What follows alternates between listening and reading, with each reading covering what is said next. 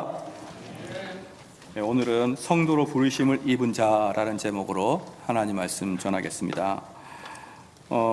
우리 지난 시간까지 복음이 무엇인지를 좀 보았고, 이제 선택에 대한 이야기를 좀 해보려고 합니다.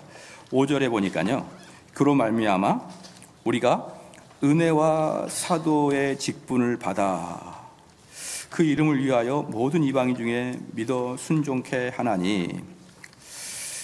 여기서 보니까 그 바울은 항상 사도의 직분을 강조합니다. 나는 사도다. 나는 사도다. 거의 대부분의 서신서에서는 항상 이야기를 하기 전에, 본 이야기를 하기 전에 사도라는 것을 분명히 이야기를 합니다. 이런 이유는 바울의 사도성은 항상 의심받았기 때문에 그래요. 바울의 사도성은 항상 의심받았기 때문에. 왜냐하면 사도 직분의 기준 조건이 있거든요. 그게 뭐냐 그러면 예수님과 육체적으로 동행했던 사람들, 예수님과 육체적으로 동행했던 사람들, 그 다음에 두 번째는 예수님의 돌아가심과 부활을 목격한 자, 예수님의 부활을 목격한 자, 그리고 세 번째 그 부활을 전파할 자. 이 세 가지가 사도의 직분의 조건이에요. 그런데 마지막 부활을 전파할 자는 모든 그리스도인들에게 동일하게 명령되어 있기 때문에 그건 꼭 사도의 주특징이라고 말할 수는 없지만 두 가지는 확실하죠. 육체로 동행했던 사람, 그리고 부활을 목격했던 사람, 이 둘이가 사도의 직분의 조건이란 말이죠. 그런 것을 볼 때 바울은 전혀 그 조건에 부합하지 않지요. 그런데 갑자기 나타나서 공부 좀 이제 한 사람이긴 하죠, 사도가 물론. 근데 갑자기 나타나서 자기가 사도라고 이렇게 이야기를 하고 다니는 것입니다. 사람들이 사실 믿지를 못하는 거예요. 그러니까 가는 곳마다 정말 당신이 사도냐라는 퀘스천 마크가 붙고, 또 가는 곳마다 반대파들이 항상 그렇게 따라다니는 겁니다. 바울의 반대파가 그렇게 따라다니니까 반대파가 따라다니면서 야, 쟤는 뭐 사도는 맞냐? 이런 식의 이야기를 하니까 자기의 사도성을 항상 주장을 합니다. 그러면 왜 이렇게 바울 사도는 자기의 사도성을 주장하느냐? 그것은 자기가 하나님으로부터 받은 이 메시지를 추워도 양보할 수 없기 때문에 그러는 거예요. 이 메시지를 전적으로 다 받아들여야 된다, 너희들이. 이 메시지를 물타기 하지 마라. 이렇게 하기 위해서 사도성을 주장하는 것입니다. 예를 들어서 우리 예수님이 가르치실 때 예수님은 논쟁에서 져본 적이 없어요. 우리 주님은 논쟁을 져본 적이 없습니다. 왜? 성경을 다 알고 계시니까. 성경을 처음부터 끝까지 알고 계신 분이 하나님, 예수님이시기 때문에 뭐 사두개인과 바리새인과 논쟁해가지고 진 적이 없습니다. 그래서 우리 주님께서는 가끔 사두개인, 바리새인 이런 사람들은 누구냐 그러면 토라, 모세 오경을 다 암송하고 다니는 애들이에요. 걔네들은. 근데 그분들한테 우리 예수님이 뭐라고 하시냐? 너희들은 성경도 모르고 너희들은 하나님의 능력도 모르는 자다. 이렇게 예수님이 자꾸 핀잔을 주셔요. 그들은 완전히 성경을 달달달 외우는 애들인데, 그런데 이제 문제는 뭐냐 그러면 그렇게 예수님이 자기들을 그렇게 핀잔을 주셨는데 사람들이 듣기에 예수님의 가르침은 서기관과 바리새인 같지 않고 그 말씀에 권세가 있다 이렇게 말하는 거예요. 그러니까 들어보니 아무리 많이 외우고 많이 공부했던 이런 사두개인과 서기관과 바리새인들이 가르치는 것에 비해서 우리 주님이 가르칠 때는 사람들이 깜짝 놀라는 거예요. 아니 어찌 이런 소리를 할 수가 있을까? 그럼 여기서 깜짝 놀랐다, 우리 주님이 말씀하시는 내용이 깜짝 놀랐다, 이건 전제 조건이 있는 거예요. 뭐냐? 처음 들어본 거라 이 말. 처음 들어본 거다. 분명히 성경을 가지고 이야기를 하시는데 그 전에 했던 사두개인과 바리새인들이 풀어낸 것과 다르게 아주 전혀 다른 방식으로 풀어내면서, 그런데 그게 딱 맞는 거예요. 정말 성경을 찾아보니까 그게 딱 맞습니다. 그러니까 사람들이 예수님이 가르칠 때마다 그 권세에 눌렸고, 그리고 나중에는 사두개인과 바리새인들이 더 이상 예수님께 질문할 수가 없었습니다. 왜? 질문할 때마다 우리 주님은 정확하게 답변하시고 그 다음에 그들의 입을 다 닫아버렸기 때문에 그러는 거예요. 그렇기 때문에 우리 예수님은요, 가르치는 것이 상당히 날카로웠으며 일반적인 세상에서 전혀 들을 수 없는 내용들이 쏟아지니까 사람들이 놀래기도 하고, 또는 사람들이 반감을 가지고 그 예수를 죽이려고까지 마음을 먹는 것입니다. 그런데 이 예수님의 DNA를 그대로 물려받은 바울 사도도 마찬가지예요. 바울 사도도 성경을 가지고 해석을 하게 되면 사람들이 깜짝 놀라고 야 어떻게 그렇게 해석할 수 있느냐라고 이야기하지만 바울 사도는 그래? 그럼 내가 성경을 가지고 다 해석을 해주지. 이래서 구약을 가지고 야 아브라함이 봐라. 아브라함 봐봐. 이렇게 나가기 시작하니까 정말 따라가 보니까 그 말이 맞거든요. 예를 들어서 이런 거예요. 유대인들이었다가 베드로도 유대인, 야곱도 유대인, 요한도 유대인, 다 유대인이지 않습니까? 바울도 유대인이고. 그러니까 초대 기독교인들은 전부 다 유대인이었어요. 이방인들은 없었고 다 유대인들이었단 말이죠. 그런데 이 유대인들이 대거 기독교로 개종한 것입니다. 기독교로 개종하고 보니 본질적으로는 유대인의 습성을 가지고 있으면서 기독교로 개종한 거예요.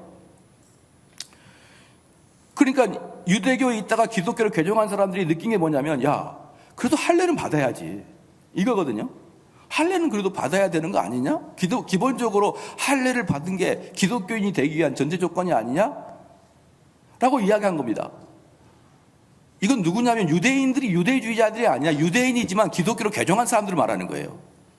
근데 이 사람들이 안디옥 교회 가보니까 사람들이 이방인들을 전도했는데 바울이 전도했는데 아무도 할례를 받지 아니하고 기독교로 하고 있는 거거든요. 이들이 뭐라 하냐면 야 믿음도 좋다만 믿음도 좋다만 할례는 해야지. 그래서 유대인으로서의 기본적 율법은 지켜야지. 이렇게 이야기하니까 사람들이 아니에요. 우리 바울 선생님은 구원은 믿음으로만 된다 그랬지 할례를 하냐 안 하냐 차이 없다 그랬는데요. 그러니까 그들이 뭐라고 합니까? 시작. 내가 이런 말 안 하고 싶은데 야 바울 선생님 그 사람 사도 맞긴 하냐? 나 이런 말 진짜 안 하고 싶은데 해버렸네. 나도 모르게 해버렸네. 근데 나는 잘 들어봐라. 나는 예루살렘 교회에서 베드로한테 직접 제자 훈련 받은 사람이야. 어떤 분을 만났는데 그러더라고요. 나는 옥하는 목사님한테 직접 제자 훈련 받은 사람입니다. 그렇게 이야기하더라고요. 그래서 제가 왜 그랬죠? 왜 그게 어째서? 옥하는 목사님한테 직접 제자 훈련 받아도 나는 직접 제자 훈련 그렇게 하는데 이들은 나는 베드로에게 직접 제자 훈련 받았습니다. 이렇게 이야기하는 거예요. 그러면서 베드로는 그런 말 안 했어요. 이제 이렇게 이야기하는 거예요. 그러니까 사람들이 어휴 정말 그런가? 이러는 거예요. 이러는 겁니다. 그러니까 유대인들만 바울을 공격하는 게 아니라 기독교로 개종한 사람들조차 바울을 공격합니다. 왜? 그들이 가르친 것과 너무 다르니까. 너무 다르니까. 사랑하는 성도 여러분, 너무 다르기 때문에 자기의 사도성을 끝까지 주장한 것입니다. 이거 포기하면 복음 무너진다. 이거 포기하면은 주님이 나에게 주셨던 다메섹에서 나를 만나 주셨고 아라비아 광야에서 3년 동안 나를 훈련시켰던 그 주님의 복음이 무너진다 라고 생각하기 때문에 죽어도 바울은 사도성을 사수합니다. 그래서 나는 사도다 그렇게 하는 거예요. 자기가 나는 죄인 중에 괴수라라고 이야기할 정도로 바울은 다른 사람에게 존경받고 칭찬받고 그런 거 별로 관심이 없습니다. 바울은. 그럼에도 불구하고 나는 작은 자 중에 작은 자라, 나는 죄인 중에 괴수라 이렇게 이야기하신 분이 그럼에도 불구하고 나는 사도다라고 이야기한 것은 내 말은 1.1핵도 흔들지 마라 이 말이에요. 그래서 나는 사도다라고 하는 5절 말씀에 그러므로 말미암아 우리가 은혜와 사도의 직분을 받아라고 했을 때 이 이야기는 얼마나 피맺힘과 복음을 사수하고자 하는 바울의 습성이 그대로 들어가 있는 것이에요. 제가 이제 많은 분들이 저를 만나면서 이런 이야기를 하십니다. 무슨 이야기를 하냐면 목사님의 설교가 많이 다릅니다. 많이 달라요. 근데 목사님의 설교를 가만히 들어보면은 그 말이 맞는 것 같아요. 그렇게 하거든요. 그 말이 맞는 것 같아요. 여기까지는 독해. 그런데 그 다음에 그래도 목사님만 맞다. 이것은 아닙니다. 이거예요. 목사님만 맞다. 이것은 동의가 안 됩니다. 이렇게 얘기하죠. 그 만자가 붙은 거에 따라서 확 달라집니다. 근데 저는 그거 끝까지 만자까지 몰고 가요. 끝까지. 왜냐 그러면 저는 그렇게 말씀을 드립니다. 저만 맞다는 게 아니에요. 제가 전하는 이 메시지가 은혜의 메시지고 참된 복음이다. 그래서 이런 식으로 전하는 모든 사람은 나는 동의한다. 그분들은 진짜 복음을 전한다. 그런데 이것과 상반되게 부합하지 않게 메시지가 전해지면 난 동의가 안 된다. 그때는 만자만 불태다오 이렇게 얘기합니다. 그래서 제가 끊임없이 우리 교인들한테 한 게 뭐냐? 책 읽어봐라. 책 읽어봐라. 칼빈 책도 읽어보고 조나단 에드워드 책도 읽어보고 읽어봐라. 그럼 사람들이 와서 그럽니다. 아유 목사님, 웨스트민스터 신앙고백서 읽어봐라. 거기서 뭐라고 했는지. 그럼 아유 목사님, 조나단 에드워드, 칼빈이 조나단 에드워드가 목사님과 똑같이 이야기하던데요. 사랑하는 성도 여러분, 그분이 저랑 똑같이 이야기하는 게 아니고 제가 그분을 똑같이 이야기하는 거예요. 저는 누차 말씀드리지만 설교를 준비할 때 하나님께 직접 음성을 듣고 그런 건 저는 안 합니다. 무조건 칼빈 거 베끼는 거예요. 뭔 설교 준비할 시간이 어디 있습니까? 그분들 거 그냥 베끼면 되는 거예요. 그렇기 때문에 그분들의 책을 읽으면 정 목사님 말이 이분들로부터 나왔구나라는 걸 깨달아요. 그 다음부터 점점점 그러한 말이 사라지기 시작하죠. 왜 제가 그렇게 책을 봐라, 내가 말하는 게 맞다라는 것을 그렇게 이야기하느냐? 제가 존중받기 위해서요? 그렇지 않아요. 이걸 받아들여야 된다. 이게 아닌 옆으로 살짝 새는 것은 여러분 받아들이면 어려워진다. 그것을 그렇게 제가 사수하고 싶어서 그러는 것입니다. 제가 교만해서나 21세기 포스트 모더니즘의 시대에 나만 옳다라고 말하는 게 얼마나 배우지 못한 자의 모습입니까? 그럼에도 불구하고 그렇게 외칠 수밖에 없는 이유는 너무나 많은 곳에서 은혜 구원을 이야기하지 않습니다. 항상 은혜 구원에다가 살짝 열심의 행위를 집어넣어요. 그게 교회 2000년 역사 동안 싸웠던 내용입니다. 2000년 역사 동안 끝까지 싸웠던 게 뭐냐면 은혜 필요 없다, 그런 적은 단 한 번도 없었습니다. 2000년 역사, 기독교 역사 중에 은혜는 필요 없다 이런 적은 단 한 번도 없었어요. 단지 뭐냐? 은혜에다가 이런저런 헌신과 이런저런 행동이 덧붙여져야 된다, 이런 얘기가 2000년 내내 지금까지 있어 왔습니다. 이런 가르침 속에 오직 은혜 교리를 가르칠 때는 상당히 어색하거든요. 그렇기 때문에 저는 이걸 사수하기 위해서 그렇게 제가 읽어라, 내가 틀린 게 아니다, 이렇게 제가 그렇게 많이 주장했던 것입니다. 사랑하는 성도 여러분, 그래서 저는 바울의 나는 사도다, 나는 사도 직분이다 이렇게 외칠 때마다 저는 상당히 많이 공명이 돼요. 왜 이렇게 크게 이야기하는지. 자, 6절 말씀 보겠습니다. 너희도 그들 중에 있어 예수 그리스도의 것으로 부르심을 입은 자니라.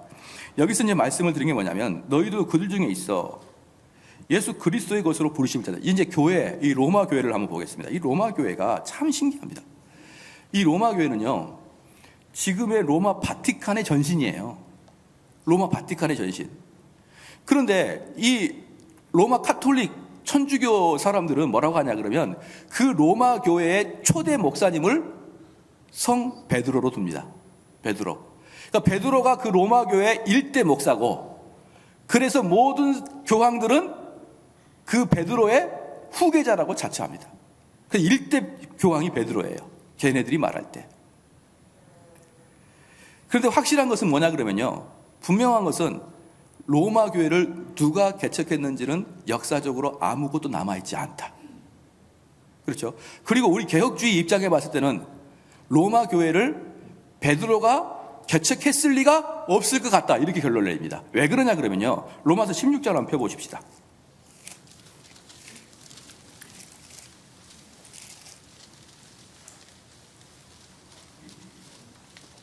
로마서 16장인데요 쭉 이야기를 하다가 3절 말씀부터 보겠습니다. 3절 말씀부터. 이거는 이제 마지막 문안 인사입니다.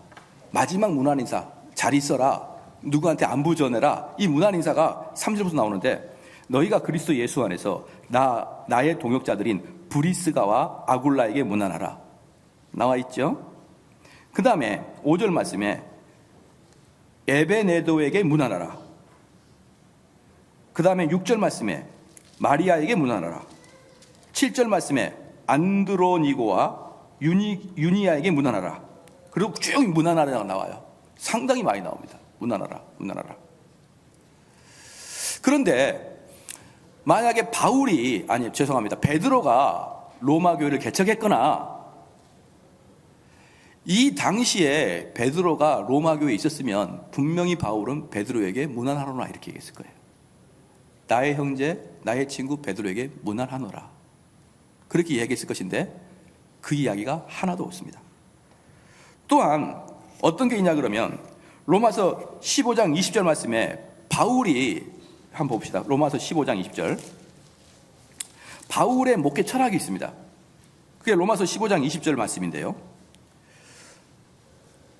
또 내가 그리스도의 이름을 부르는 곳에는 복음을 전하지 않기로 힘썼노니 이는 남의 터 위에 건축하지 아니하려 함이니라. 바울은 기본적으로 목회 철학이 다른 사람이 개척한 곳에서는 복음 전파하지 않겠다 이거예요. 그런데 혹시 로마 교회에 문안 편지를 보낼 수는 있지만, 안부 편지를 보낼 수 있지만 로마서처럼 완전히 교리를 보내지는 않을 거예요. 이건 완전히 교리거든요. 사랑하는 성도 여러분, 우리 예수님은요, 이 땅에 사셔서 가르침을 가르치실 때 이게 교리야 라고 가르쳐 주지 않았어요. 우리 예수님은 그냥 여러 가지 가르침을 했었고 기적을 일으켰었고요. 그 다음에 사시다가 돌아가셨다 부활하신 거죠. 근데 그 예수님을 착 보고 그 예수님의 가르침과 예수님의 삶을 종합해서 이걸 교리적 체계를 갖추신 분이 바울이에요. 무슨 말인지 아시겠죠? 그렇기 때문에 사랑하는 성도 여러분, 교회는 이런저런 예배를 드린다고 교회가 아니라 교회가 형성이 되려면 바른 교리로 정확하게 기틀을 가져야지만 교회가 되는 것이에요. 바른 교리가 있지 아니하면은 우리 개혁교회에서는 그 교회를 참된 교회라고 보지 아니해요.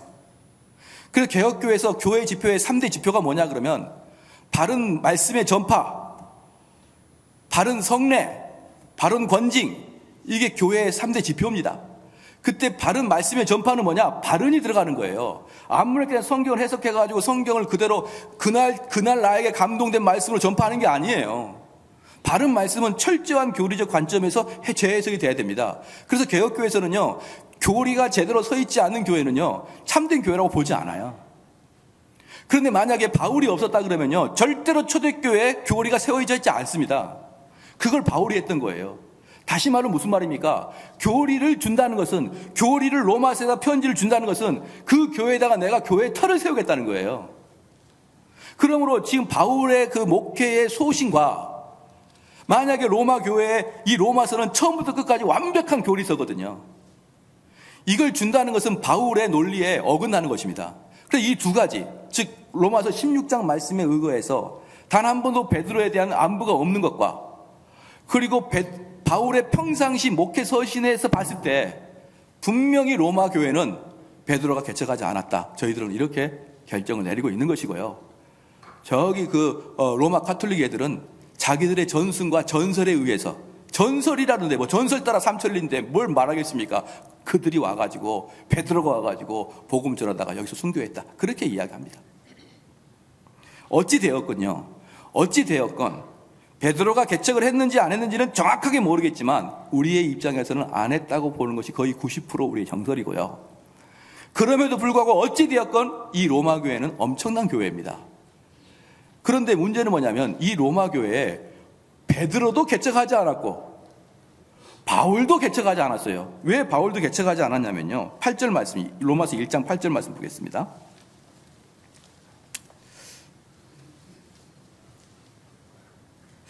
8절, 첫째는 내가 예수 그리스도로 말미암아 너희 모든 사람을 위하여 내 하나님께 감사함은 너희 믿음이 온 세상에 전파됨이라 라고 이야기하거든요. 그러니까 이것은 내가 너희들의 소식을 들었다 이 말이에요. 내가 너희들의 소식을 들어보니, 그러니까 이게 무슨 말이냐면 나는 너희들한테 한 번도 가보지 않았다, 이게 전제 조건이고요. 13절 말씀 보십시다. 형제들아, 내가 여러 번 너희에게 가고자 한 것을 너희가 모르기를 원치 아니하노니 이는 너희 중에서도 다른 이방인 중에서와 같이 열매를 맺게 하려 함이로되 지금까지 길이 막혔도다. 내가 너희들한테 가고자 했던 것을 너희들은 몰라주면 안 된다. 나는 끊임없이 너희들한테 가고 싶었지만 이런저런 이유로 길이 막혔다. 그래서 미안하다. 이런 이야기예요. 그러나 가고는 싶었다. 그래서 바울은 로마 교회를 한 번도 가보지 않았습니다. 그럼 이 교회가 도대체 어떻게 생겼냐 이 말이에요. 이 교회가 어떻게 생겼냐. 그게 바로 힌트가 뭐냐면 사도행전 2장에 나와요. 사도행전 2장을 한번 보겠습니다.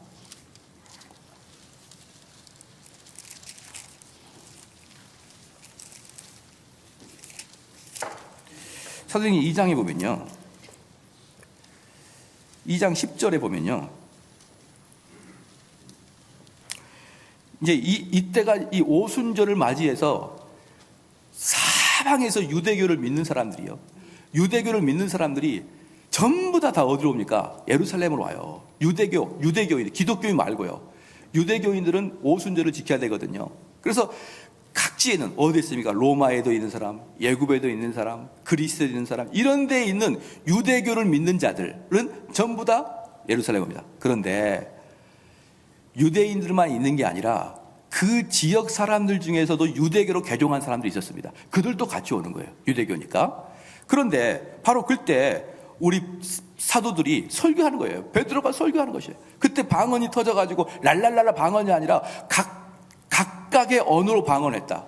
각각의 언어로 방언하니까 사람들이 자기들의 고향 말로 막 로마 말로 하죠. 그리스 말로 하죠. 애굽 말로 하죠. 제자들이 그러니까 사람들이 깜짝 놀라는 거예요. 얘네들이 언제 배웠지? 얘네들이 언제 배웠는데 이렇게 우리나라의 말, 우리나라의 애굽 말로, 우리나라 로마 말로 이렇게 이야기하지? 놀랬던 사건이 바로 사도행전 2장의 사건입니다.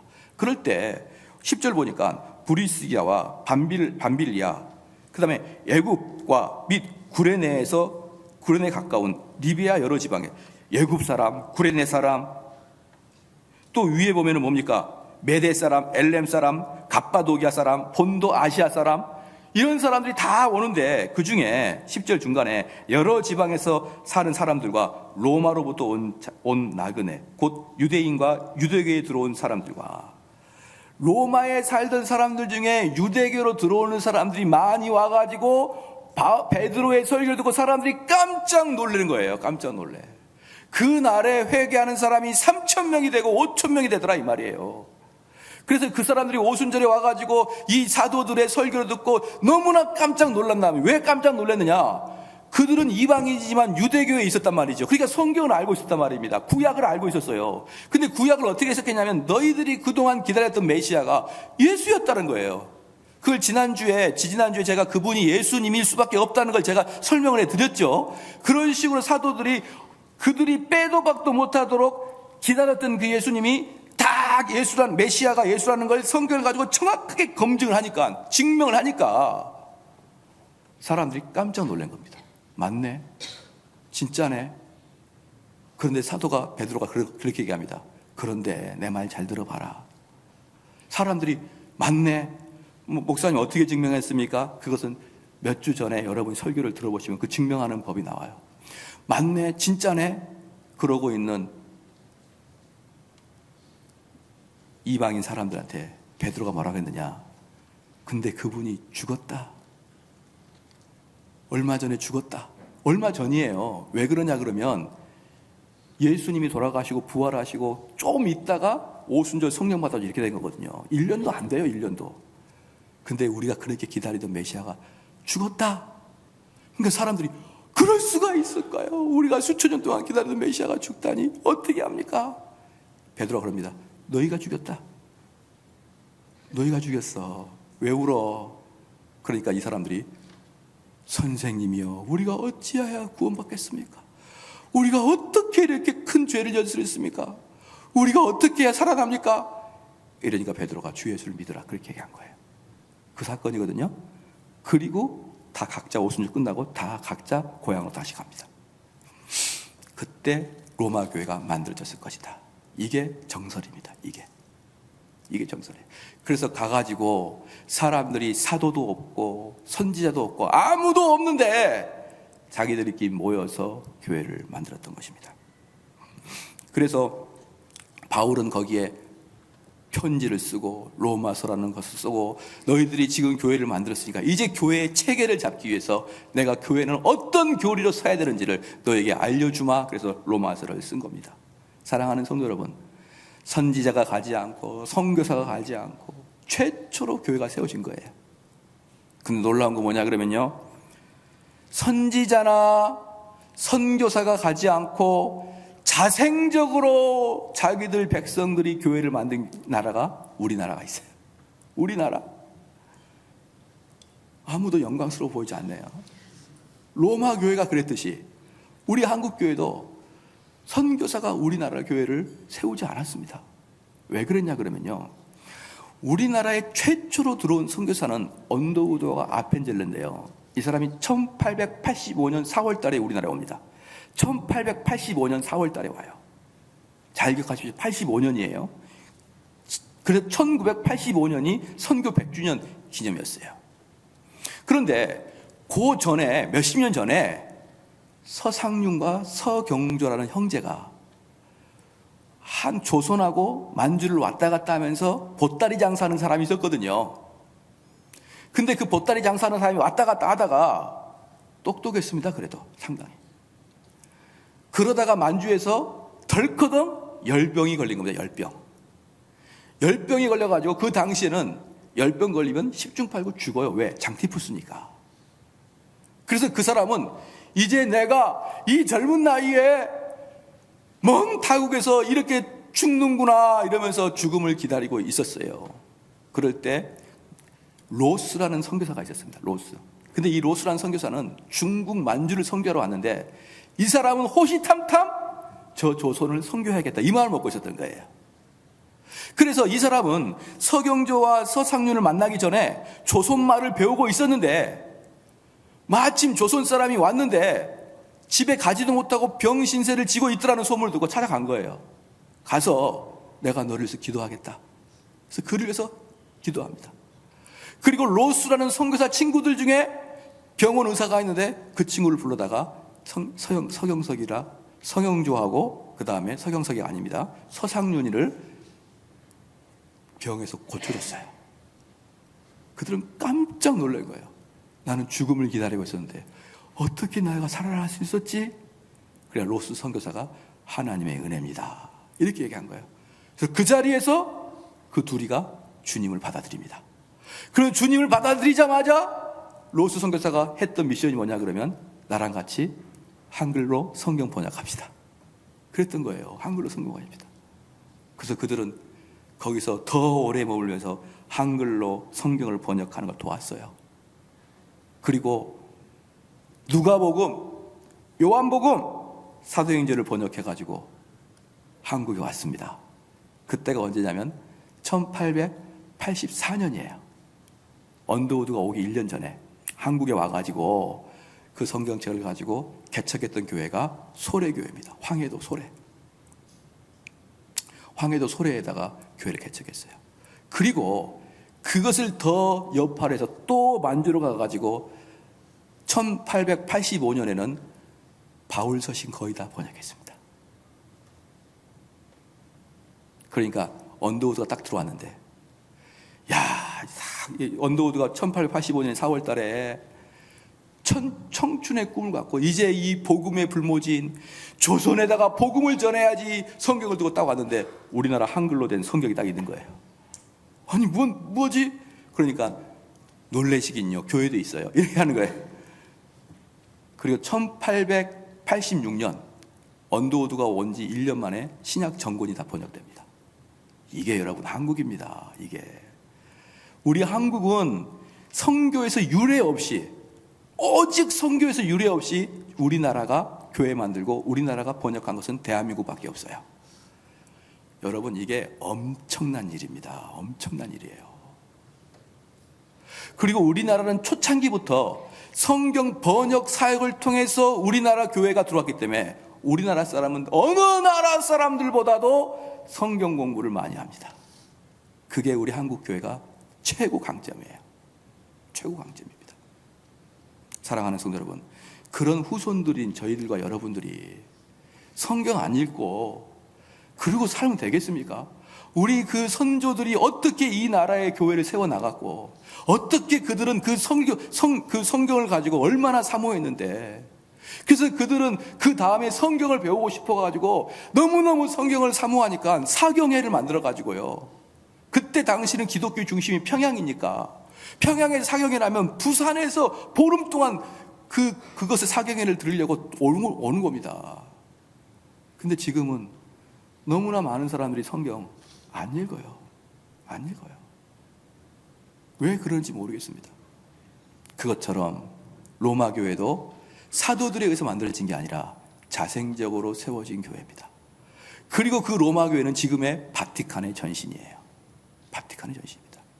그런데 놀라운 것은요, 이 로마서를 다시 보면은 로마서가 저작 연대가 제 성경에는 AD 57년으로 되어 있어요.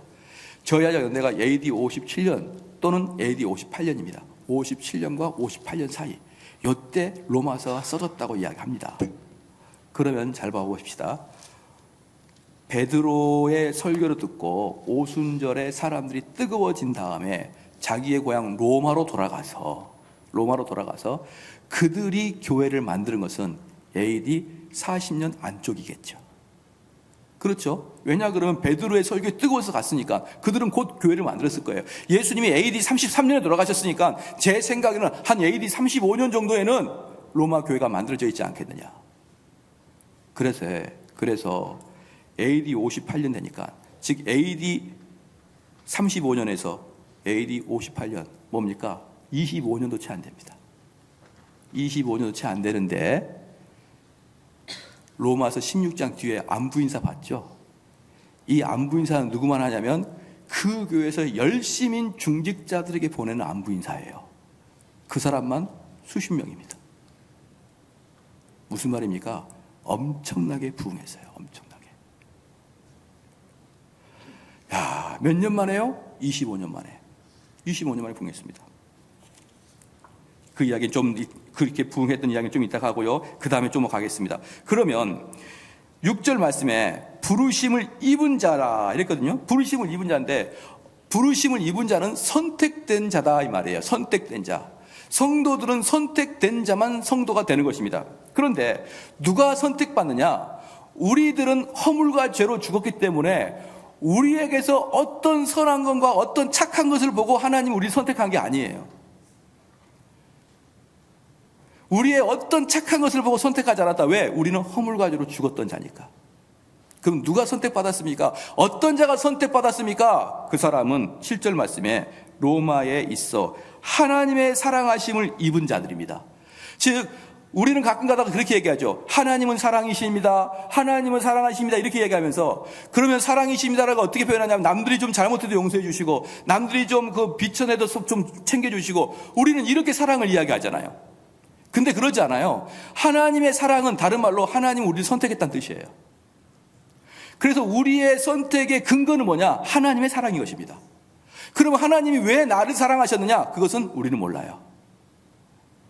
그럼에도 불구하고 내가 선택받은 이유는 하나님의 사랑의 결과물인 것을 여러분 믿으시길 주의로 축원합니다.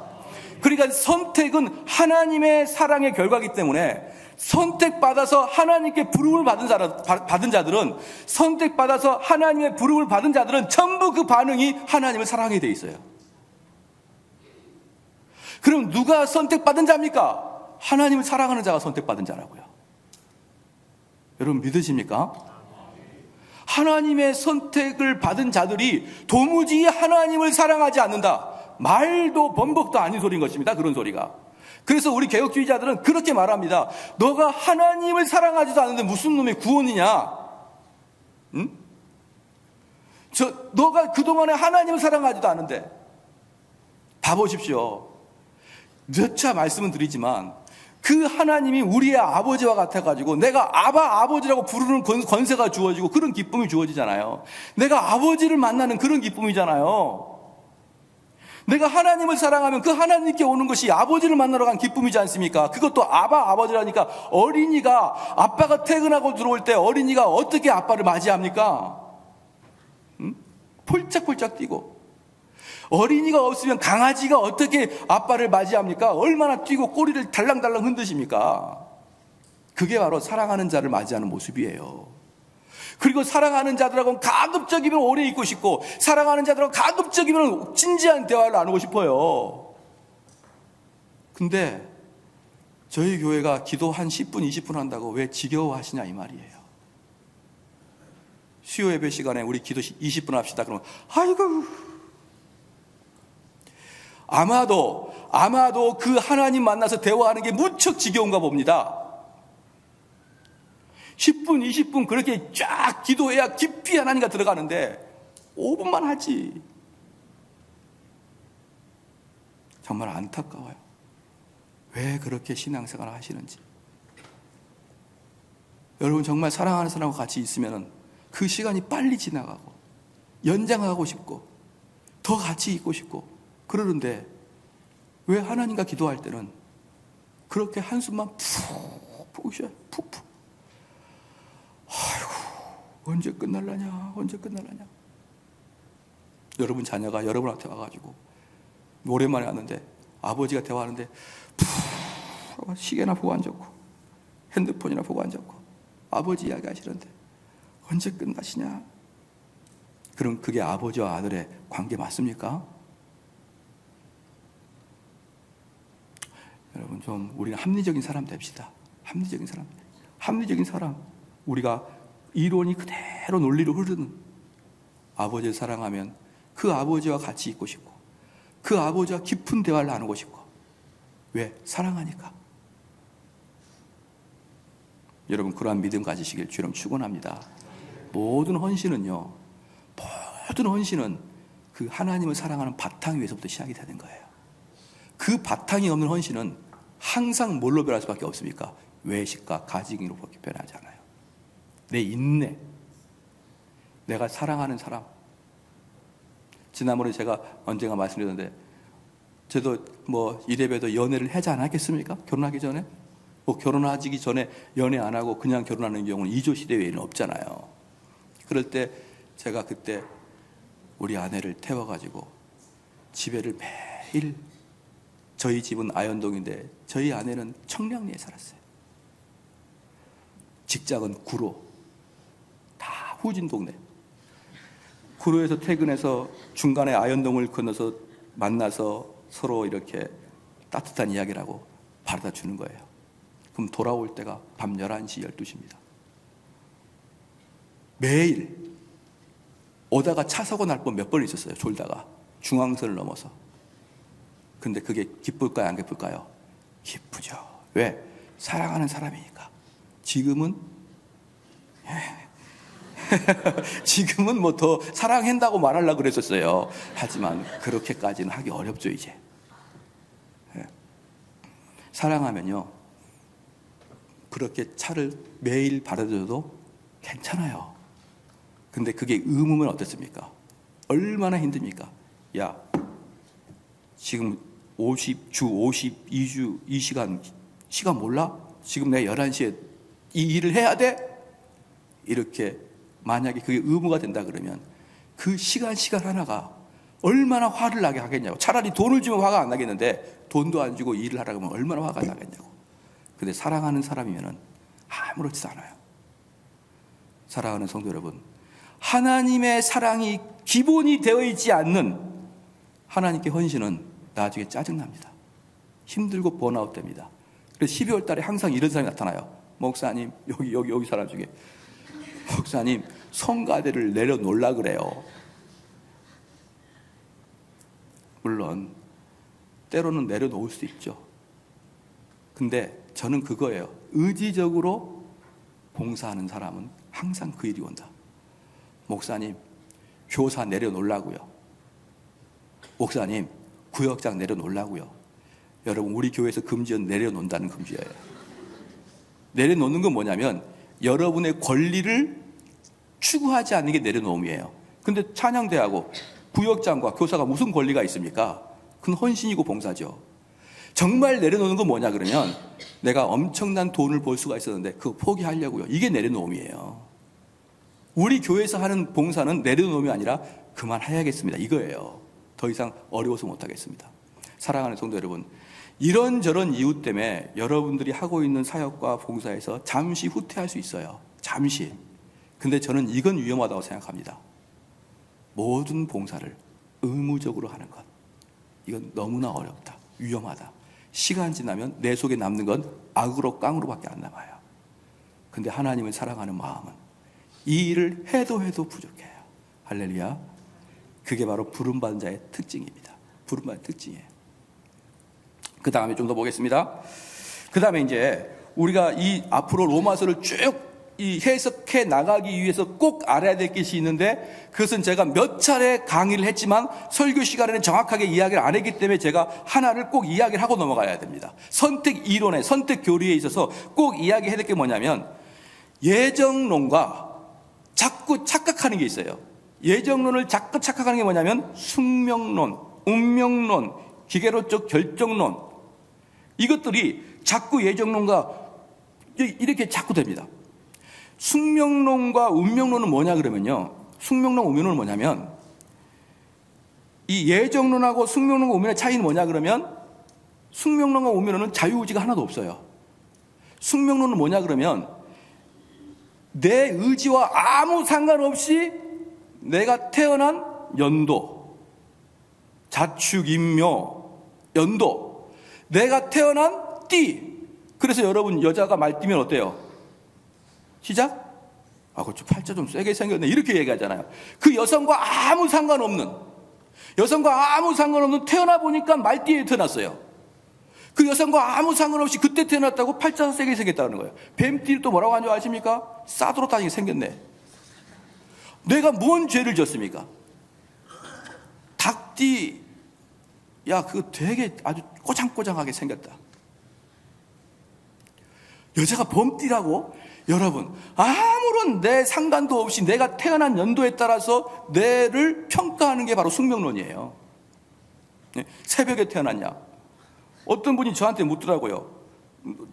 자네 저기 언제 태어났나? 그래서 그러죠. 어떻게 알아요? 제가 모르는데. 내가 아침에 태어났는지 저녁에, 우리는 관심도 없었기 때문에 모르는데 물어보는 거예요. 그게 바로 숙명론입니다. 아시겠죠?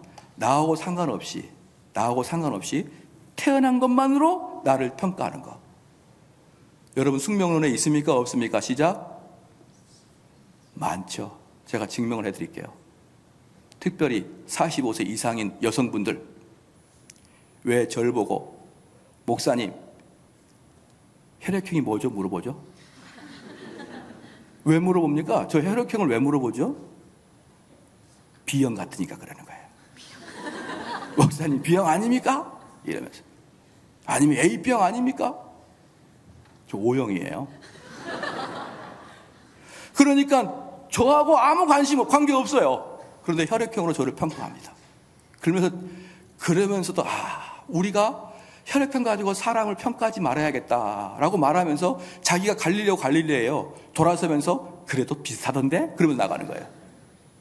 그래도 혈액형에 의해서 사람들이 돌아가던데? AB형은 변덕스럽고, B형은 고집스럽고, O형은 팔딱팔딱거리고, A형은 내성적이고. 여러분, 그거 머리에 박스가 있잖아요. 그래서 저한테 물어요, 사람들이. 목사님, 혈액형이 뭡니까? 그럼 저는 뭐라고 하는지 아십니까? 보혈의 피입니다. 보혈의 피. 더 이상 묻지 마세요. 그래가지고 사람 평가하려고. 언제 태어났는지, 혈액형이 뭔지, 집안이 어딘지, 고향이 어딘지 다 해가지고 조합해가지고 이 인간 이거다. 그래서 우리 대한민국 사람은 숙명론에 대단히 익숙합니다. 여러분, 이거 악한 겁니다. 잊어버리십시오. 앞으로 결코 40세 중반 이상의 우리 여성분들은 더 이상 다른 사람의 혈액형을 궁금해하지 않기를 주의로 축원합니다. 그걸 물어보는 것 자체가 숙명론적 관점으로 들어가는 거예요. 그 다음에 운명론은 뭐냐? 운명론, 이것은 숙명론과 비슷하게 외부적 관점으로 나와 인격과 아무 상관없이 이루어지는 것인데, 운명론은 뭐냐면 행운이 따른다는 거예요. 행운이 뭐냐? 행복할 행자에 운자가 운동할 운자예요. 그러니까 이 돌아다니는 거예요. 행운이 쭉 돌아다니다가 어떤 사람한테 그냥 갑자기 팍 달라붙어 버립니다. 행운이. 아이고, 행운 받았네. 네, 지난주에 우리 어떤 분과 대화를 좀 했어요. 대화를 좀 나눴어요. 이 동네 부동산에 궁금해서 제가 어떤 분하고 대화를 좀 나눴어요. 그랬더니 그분이 하시는 말씀이, 우리 교인인데, 뭡니까? 여러분, 여기 중국집 있죠? 여기. 중국집 옆에 또 무슨 커피숍 하나 있잖아요. 왜 그러세요? 왜 웃으세요? 아직 본론도 안 들어갔는데. 그 뒤쪽으로 보면은 스레트 집 하나 있잖아요. 여러분 아십니까? 그거 이따 끝나고 보십시오. 그 뒤에 보면은 스레트 집이 있는데, 그 집이 땅이 700평이래요. 땅이. 근데 그 집만 허가받은 집이래요. 그 집만, 그 지역에서. 근데 그 할머니가 40년 전에 여기 시집 올 때 남편한테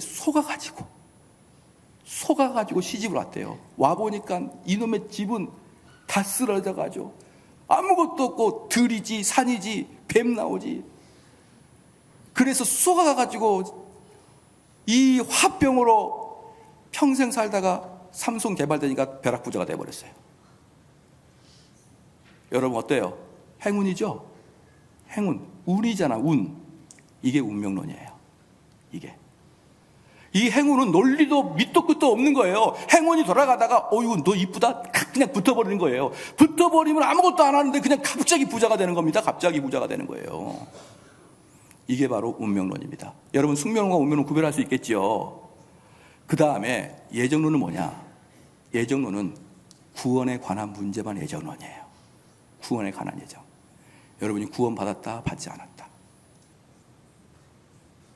그렇기 때문에 우리 옆에 있는 아내와 남편을 보면서 우리는 하나님이 만세전에 부부로 짝지어 줄 것을 우리 하나님이 예정하시고 그 때가 되어서 우리를 부부로 연합시켜 준 것을 참으로 감사합니다 할 때 잘못한 거예요. 부부가 결혼한다고 그게 구원 받습니까? 부부의 만남은 예정이 아닙니다. 예정이 아니에요. 여러분 이게 자꾸 헷갈리니까 자꾸 예정론 선택 이야기가 나오면 우리나라 백성들은 금방 숙명론, 금방 운명론으로 가버리는 거예요. 아니에요. 예정론은 구원에 관한 문제입니다. 그러면 예정론은 여러분 여기서 이제 착각하지 않을 거예요. 그럼 뭐가 착각이 되냐면 숙명론과 운명론과 하나님의 섭리가 착각이 됩니다. 하나님의 섭리. 하나님은 이 땅을 창조하시고 하나님의 일 5가지인데 뭐냐 그러면 하나님은 창조, 그 다음에 섭리, 기적, 구원, 작정 이 5가지 일을 하셔요. 다시 하나님은 창조, 섭리, 기적, 구원, 작정 이렇게 우리를 이끌어 가십니다. 그래서 그 하나님은 지금도 우리를 섭리로 이끌어 가세요. 섭리로. 그래서 나와 내 아내가 만나는 것은 하나님의 섭리 안에서 만나는 거고요. 하나님의 섭리 안에서 만나는 것이고 그건 예정과는 관계없는 거예요. 알겠죠? 그러면 섭리와 숙명론과 차이가 뭐냐? 숙명론과 운명론은 내 노력과 내 선택과 아무 관계없이 그저 얘기 나옵니다. 우리 만남은 우연, 이게 운명론이에요. 이게 숙명론이라고. 이런 노래 좋아하지 마세요. 어떤 분은 우리 만남은 우연이 아니야 가스펠송인 줄 알아요? 왜? 하나님이 예정하시고 하나님 만나게 해주시다고 생각하니까 이거 가스펠송 아니에요? 가만히 들어보니까 노사연거네. 이게 왜 그러냐면 운명론과 예정론을 자꾸 헷갈리니까. 그러면 섭리는 뭐냐? 하나님이 이 땅을 여러분 마음 놓고 살게 했습니다. 마음 놓고 살게 했어요. 여러분이 마음 놓고 선택하십시오. 그러나 그 모든 결과는 하나님의 뜻대로 간다는 거예요. 하나님 뜻대로. 예를 이거 배요. 만약에 가룟 유다가 어차피 하나님의 섭리에 의해서 예수를 누군가 팔아야 돼요. 누군가가 예수님은 팔아야 됩니다. 그건 하나님의 섭리예요. 근데 가룟 유다가 그 마음을 예수님 안 팔 거야. 돌아설 수 있다 없다. 시작. 있다 없다. 있다는 거예요. 나 안 팔 거야. 돌아설 수 있다. 누군가는 파는데 내 당사자 때는 내가 내 자유로운 선택으로 하지 않을 거야 라고 말할 수 있습니다. 그러면 주모 보십시오. 가룟 유다는 저주를 받습니까 안 받습니까? 시작. 가룟 유다는 저주를 안 받는 거예요. 내가 자유의지로 내가 이렇게 하는 건 잘못이야, 내가 예수님 팔지 않을 거야, 자유의지로 내가 예수님을 팔지 않아요. 그럼 물어볼게요. 가룟 유다가 예수님 팔지 아니하면 예수님 죽을 수 있습니까 없습니까? 시작. 죽을 수 있다는 거예요. 그냥 가룟 유다가 예수님 팔든 팔지 않든 결국은 예수님은 돌아가실 수밖에 없는 거예요. 그러나 그 일을 내가 하느냐 안 하느냐 내 선택에 달려있단 말이에요. 그러니까 내가 예수님을 팔지 않아도 결과적으로는 우리 예수님이 돌아가셔야 되고, 내가 팔아도 예수님이 돌아가시는 거예요. 근데 내가 팔지 아니하면 이 땅을 복받고 살아가면서 예수님 돌아가시는 거고, 내가 팔면 저주받고 하나님 돌아가시는 거예요. 여러분 이해가 되십니까? 이게 섭리입니다. 섭리는 여러분이 무엇을 하느냐에 따라서 여러분의 인생은 바뀔 수 있지만 하나님의 큰 그림은 안 바뀐다. 그렇기 때문에 섭리로 살아간다는 어떤 뜻이냐? 정말 올바른 걸 선택하며 살아가야 되는 거예요. 내가 이걸 선택하고 이걸 선택하고 이걸 선택하고. 그럴 때 올바른 걸 선택하기 위해서 여러분은 항상 하나님 말씀을 깊이 깨닫고 배워야 돼요. 그래야 헛된 걸 선택하지 않고 바른 걸 선택할 수 있거든요. 사랑하는 성도 여러분, 제가 오늘 이 예정, 앞으로 로마서를 나올 때 예정교리 엄청 나오거든요. 이 엄청나게 예정교리 나오는데 먼저 여러분에게 이 말씀을 전해주지 않으면 우리 성도는 앉아가지고 맨날 숙명론만 앉아서 기다리고 있는 거예요. 목사님 어차피 공부해봐야 될 놈은 되고 안 될 놈은 안 되잖아요. 이게 숙명론이잖아요. 여러분 열심히 공부해서 훌륭한 사람 되란 말입니다. 그건 여러분들이 이 땅에서 열심히 노력한 결과를 얻어먹을 거예요. 그러나 하나님의 그 거시적인 느낌, 작은 느낌은 우리가 일절 만질 수 없다. 만질 수 없다. 여러분 이해하셨으라고 믿습니다. 마지막에 하나만 더 말씀드리고 마치겠습니다. 그러면 7절에 로마에 있어 하나님의 사랑하심을 입고 성도로 부르심을 입은 모든 자에게 하나님 우리 아버지와 주 예수 그리스도를 조차 은혜와 평강이 있으나, 여기서 뭐냐면 성도로 부르셨다는 거예요. 콜링을 받았다. 성도로 부르심을 받은 사람들은 어떻게 살아야 되느냐? 사랑하는 성도 여러분, 여기에서 성도라는 것은 무슨 뜻이냐 그러면 세인트라는 뜻이에요. 세인트. 성 어거스틴, 성 바오로 할 때 그 성. 그래서 어떤 분은 그래요. 목사님, 제가 교회를 얼마나 다니는데 아직도 성도라 그래요. 집사라고 해주세요. 여러분 집사하고 장로보다 성 어거스틴이 훨씬 높잖아요. 뭔가를 잘 모르고 있나 봐요. 이 세인트라는 것은 엄청나게 높은 거거든요. 근데 우리 하나님 우리를 성도로 불렀다, 성인으로 불렀다라는 뜻은 뭐냐? 여러분이 나가서 성도로서 거룩한 삶을 살 수밖에 없다는 거예요. 성도로 하나님이 우리를 부르셨기 때문에 우리가 성도로서 살아가는 것이 거룩한 삶을 살 수밖에 없는데, 그럼 뭐냐? 여러분들이 성도로 부르심을 받았으니 밖에서 성도처럼 사십시오라고 하면은 너무 뜬구름 잡는 소리니까 제가 구체적으로 말씀드릴게요. 어떤 게 성도 살아가는 거냐?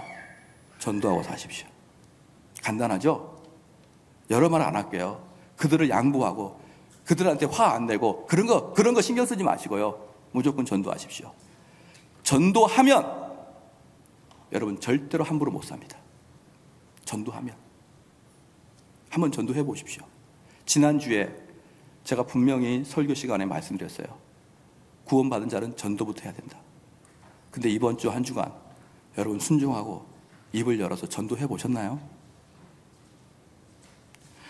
이런 말씀이 여러분의 마음을 설득시키고 여러분의 마음을 바꿔서 나의 삶의 변화가 일어나지 않으려 그러면 뭐하러 1년 12달 설교를 듣나요? 정말 그 말씀이 맞다 그러면 내가 바꿔야 되는 거예요. 보십시오. 이 전도를 얼마나 했냐 그러면요, 8절 말씀에 첫째는 내가 예수 그리스도로 말미암아 너희 모든 사람을 인하여 내 하나님께 감사함은 너희 믿음이 온 세상에 전파됨이로다 라는 거예요. 그러니까 이들은 성도로 부르심을 받자마자 무슨 일이 했느냐? 온 세상에 돌아다니면서 하나님 말씀을 전파하는 자들이다 이 말입니다. 그럼 내가 성도로서 살잖아요. 그러면 특징이 뭐냐 그러면 성도의 삶은 전도의 삶이에요. 제가 이번에 우리 장로님 안수입사님이 새로 이렇게 뽑혀졌잖아요. 근데 이분들에게 아직까지 숙제를 덜 내줬음에도 불구하고 얼굴이 벌써 펄해졌어요. 왜? 지금 우리 장로님 권사님은 웨스트민스터 신앙고백서 33항 다 암송이 숙제거든요. 차라리 안 하고 말겠다 이런 분위기예요. 근데 그것은 반입니다. 반. 여러분들이 해야 될 반의 숙제, 또 반은 뭐냐? 전도입니다. 전도 해와야 됩니다. 그동안에. 왜? 성도는 당연히 그 일을 해야 되니까. 한번 생각해 보십시오. 제가 대학 다닐 때 얼마나 충격적이었었냐면요, 내가 주님 믿는 게, 주님 믿는다 그러면 저의 삶에 얼마나 많은 제약이 있을까요? 까불지도 못하고 놀지도 못하고 장난치지도 못하고. 왜? 주님 믿으니까. 그러니까 그걸 감추는 거예요. 예수님 믿는 걸 감추는 겁니다. 그래서 나중에 대학교 4학년 때 졸업할 즈음에 내가 이러면 안 되지, 내가 이래봬도 모태신앙인데 내가 이래도 그래서 한번 전도를 하고 와야지. 그래서 내가 제일 사랑하는 후배한테, 야 후배야 교회 가자. 근데 그 후배가 나를 보고 깜짝 놀라면서, 형 교회 다녔어? 근데 그 소리가 마귀의 소리 같아요. 제가 너무 충격을 받았어요. 너무나 충격. 어떤 충격을 받았냐? 내가 대학 내내 마귀한테 속아가지고, 내가 대학 내내 마귀한테 속았구나. 저는 그때 충격이 이루 말할 수가 없습니다. 목사 아들이고 모태신앙인데 입을 열어서 복음 한번 전하지 않을 뿐더러 교회자 가자 말도 안 했던 거예요. 제가. 여러분 하고 계십니까? 그 충격은 지금까지 제 마음에 울리고 있어요. 형 교회 다녔어? 아, 나 형처럼만 교회 다니면 나 교회 다니면 좋아. 왜? 우리한테 교회 가자 말도 안 하고 얼마나 신사적이야 그러더라고요. 여러분, 성도는요, 성도로 부르심을 받은 자는 첫 번째 온 세상을 다니면서 뭐합니까? 복음을 전파합니다. 말씀의 결론을 맺겠습니다. 이때가 AD 58년이라 그랬죠. 58년에, 즉 제가 보기에 아무리 늦어도 AD 35년에 교회가 만들어졌다고 봐요. AD 35년에 교회가 만들어졌어요. 일단에 예루살렘에서 은혜 받고 간 사람들이 로마에 와가지고 그들끼리 모여서 교회를 만들었을 거예요. 그 이때가 AD 58년에 약 25년 정도 지난 다음에 로마서 16장에 엄청나게 많은 사람을 쓸 만큼이나 많은 성도가 늘어났습니다. 엄청나게 많은 대형교회가 된 거예요, 로마 교회가. 왜? 이들의 전도가 모든 교회에 소문날 만큼이나 전도를 열심히 했거든요. 근데 이때 당시 전도가 뭔지 아십니까? 왜? 우리 제 양복에 보면은, 오늘은 제가 양복을 입지 않고 이렇게 한복을 입고 왔어요. 근데 더워서 그런 거잖아요, 그죠? 근데 제 양복에 보면은 여기에 금색으로 된 물고기 모양이 하나 있습니다. 물고기 모양. 잘 보면 물고기 모양인데 언뜻 보면은 세월호 모양 같아요. 근데 물고기 모양인데, 왜 물고기 모양을 달고 다니냐면, 초대교회 때 너 교회 다니냐 이렇게 말하면 죽으니까 예수님은 나의 구주다라는 것을 헬라어로 쓰면은 익투스입니다. 익투스. 그 앞에 자만 따서 그 문구만 따가지고 하면 익투스가 돼요. 예수 그리스도는 나의 구주시다. 그래서 사람들이 그 익투스라는 단어가 물고기란 뜻이에요. 그래서 사람 만나면 땅에다 물고기 그렸어요. 너 혹시 예수 믿냐? 이거예요. 그럼 그 사람 이렇게 해서 예수 믿었어요. 그런 와중에, 걸리면 죽는 그런 와중에 전도를 이렇게 많이 해가지고 이렇게 큰 교회가 됐습니다. 근데 여러분, 우리는 예수 믿는다고 빈정거리고 비아냥거리는 거 그것조차 두렵죠. 너가 예수 믿었어. 야, 예수 믿어 그러지 않지. 이런 빈정거림조차 받고 싶지 않아서 그들 생명 걸고 전도했는데 우린 입을 열지 못합니다. 여러분, 그게 바로 마귀가 우리를 속이는 거예요. AD 64년에 네로 황제가 기독교를 박해하려고 64년에 박해가 시작됐습니다. 그때 네로 황제 궁궐에 기둥에다가 사람 세워놓고 태웠어요. 매일 저녁을 네로 황제는 기독교인들을 태우면서 그 궁정불을 환하게 밝혔습니다. 매일 로마 시내 전체가 사람 타는 데서 진동을 했습니다.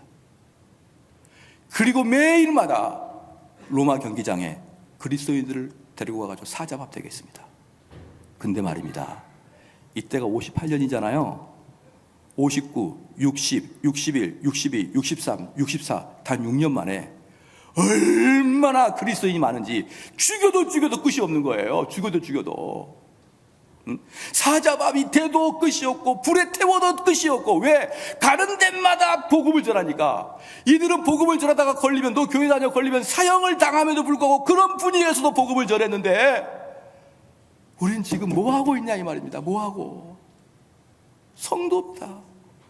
여러분, 복음 전해보십시오.